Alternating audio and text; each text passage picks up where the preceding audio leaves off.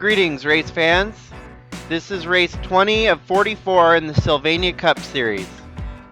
And we take to the Dodge Speedway Stadium, made popular from EA Sports NASCAR games.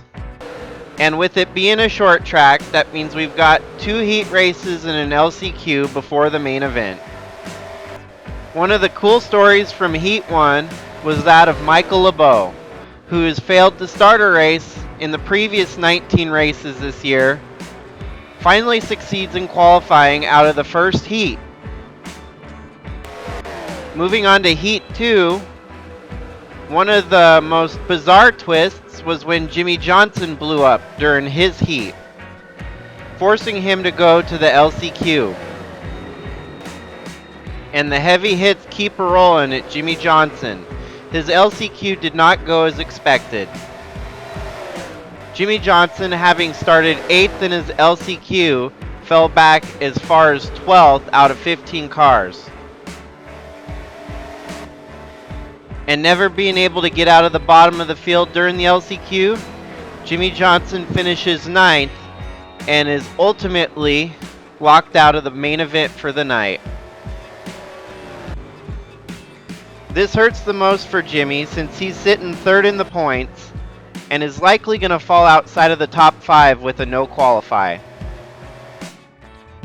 So now it's race time. The main feel-good story from Heat 1 carries over into qualifying as Michael LeBeau starts on the front row. Apart from Jimmie Johnson missing out, our usual candidates such as Will Power, Monty Shangle, Tyler Shangle, and Scott Dixon are all starting pretty close up front. And not too shabby for Michael LeBeau, making his first official start of the season, leads the first lap before getting taken over by Roger Lutz in the 90 car. On lap 48, we get a mechanical failure when Pato O'Ward blows up. In the meantime, it's still Roger Lutz leading over Michael LeBeau. In due part to running 15-second laps around this tight half-mile track, they start to catch lap traffic roughly at about lap 50. Just to show just how competitive the series is, as the lap traffic is not an easy pass. They're running just about as fast as the leaders are. The quarter mark at lap 100, the running order is Roger Lutz in the lead, Michael LeBeau in 2nd, Austin Cindric in 3rd, Aaron Rapp in 4th, Will Power in 5th, Tyler Shangle in 6th,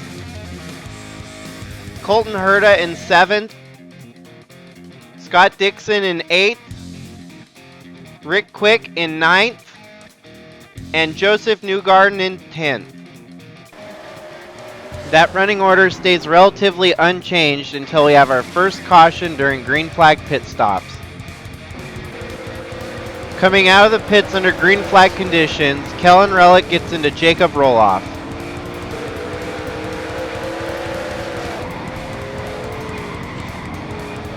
Likely an unavoidable wreck with the tight confines of this racetrack. So we get a restart, and it's all helter-skelter. Michael LeBeau just trying to survive the onslaught of cars. Still running in the top 5 as of right now. However, we get another wreck,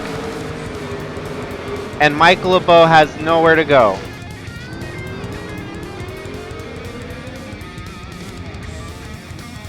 Ending the feel-good story for Michael LeBeau, Aaron Rapp and Alexander Rossi spin out, collecting numerous cars, including myself as well, and Larry Lusk, who's stuck in the catch fence there.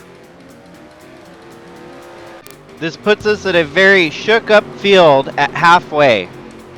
Scott Dixon is currently the new leader. Colton Herta is 2nd. Recent winner Justin Roman is running 3rd. Liz Shangle is running 4th. Will Power in 5th. Brad Keselowski in 6th. Alan Taylor running 7th. Dalton Scott running 8th. Monty Shangle running 9th. And Joseph Newgarden still holding on to 10th. As this run goes on, the stronger car out there looks to be Monty Shangle, who's on the move. This race is clipping by in record pace. Scott Dixon continues to lead at the 3/4 mark over Colton Herta. Liz Shangle running 3rd. Will Power in 4th. Monty Shangle in 5th. Roger Lutz in 6th. Justin Roman in 7th. Alan Taylor running 8th. Joseph Newgarden in 9th. And 10th place Brad Keselowski, officially 1 lap down. One of the true dilemmas with this racetrack is pit entry, as it's on the outside of the racetrack, meaning most drivers have to cross into the racing line to get on pit road. We get another caution on lap 334. 4th place Roger Lutz and Austin Cindric connect for one wild ride.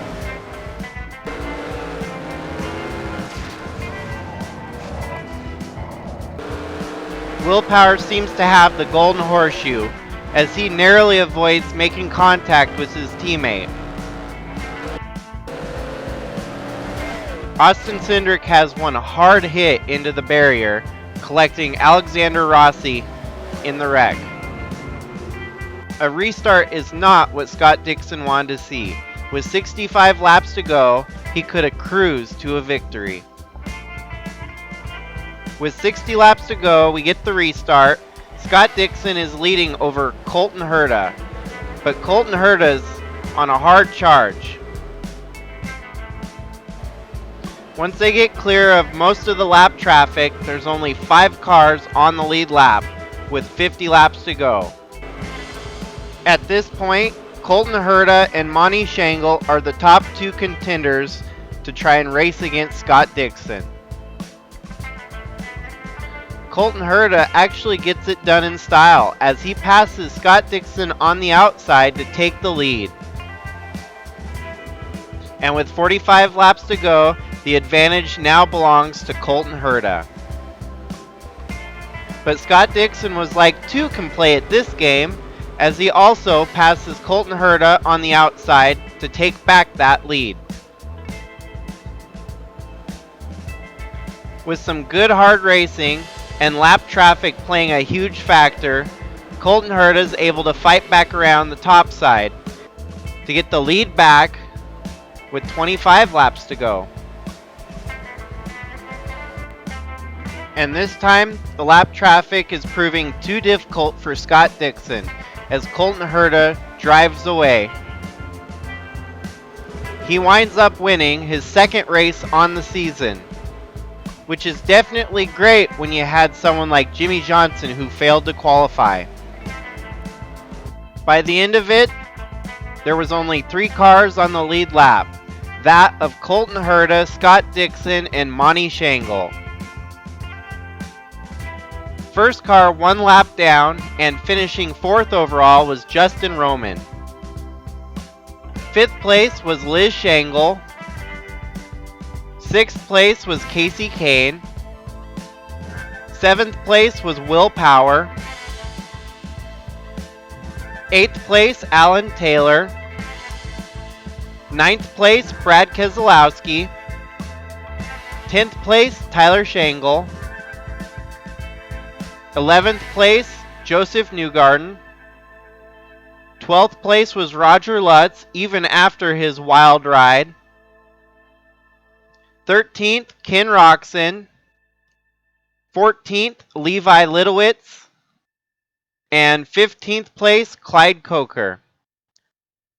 So, apart from the few wrecks that this race saw, all directly tied to pit road, there wasn't a whole lot other than some good hard racing from the front 3.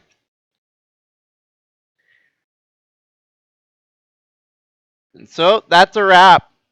Until next time, Jaker signing out.